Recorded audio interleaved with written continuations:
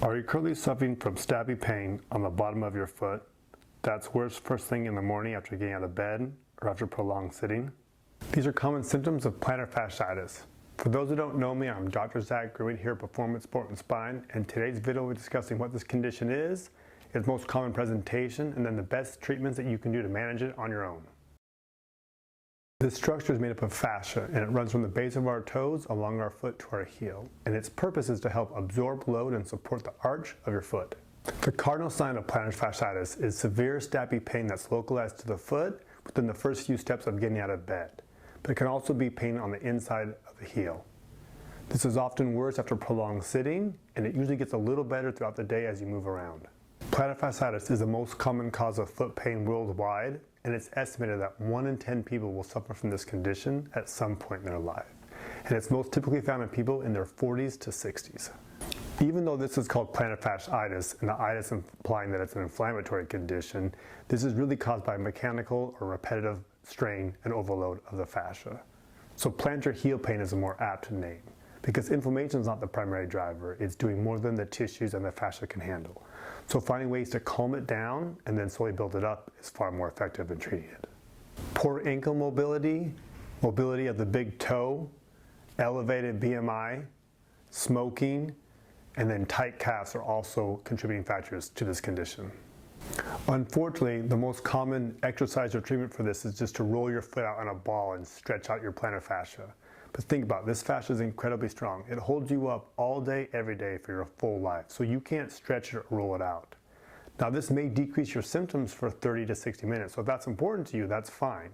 But this is no different than just filling up the gas tank when there's a hole in it, where the exercises and stretches will patch the gas tank. Now we're going to cover 3 of the best stretches for this condition. Seated stretch. Crossing the affected leg over the other, we're going to place one hand on the side of pain, and then using the other hand, we're going to grab the first and second toe. And then we're going to pull back as hard as comfortable, and then hold for 10 seconds. You want to do this 1 to 2 times a day, 5 to 10 reps per time. Again, there should be some mild discomfort, and pull as hard as comfortable. Standing calf stretch. So with the affected leg, place it away from the wall. You're going to keep that heel in contact with the floor and your knees straight, leading your entire body towards the wall. We're going to feel tension in that calf.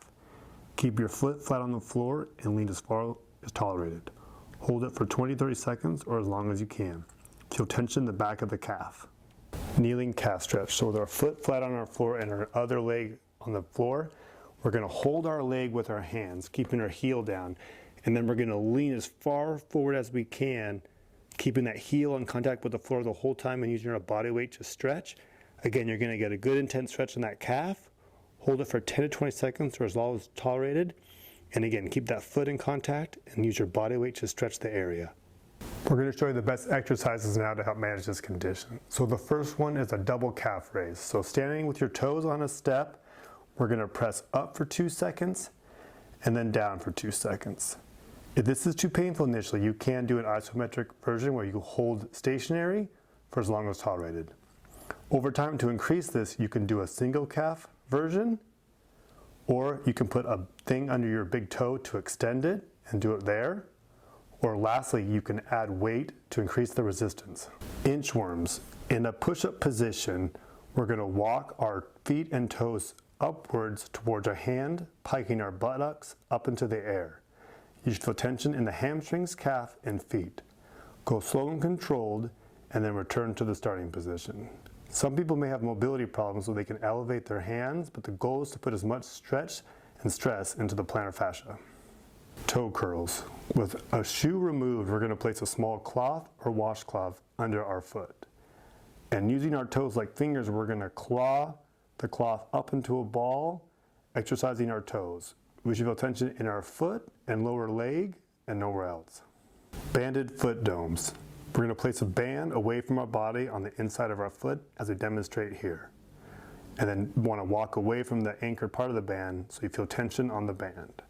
And then we're going to dome our foot or lift it up. And you want to think about dragging your toes back towards your heel, not clawing the floor. So again, you should feel tension in your foot, not your leg. Again, draw your toes towards your foot. Don't claw with your toes. Some other things that can be really helpful are orthos or orthotics that fit your foot to help decrease the stress on that area, and then night splints. Again, there's not a cookie cutter protocol for everyone, so trial and error and figuring out what works for you for those really stubborn problems is going to be the best solution.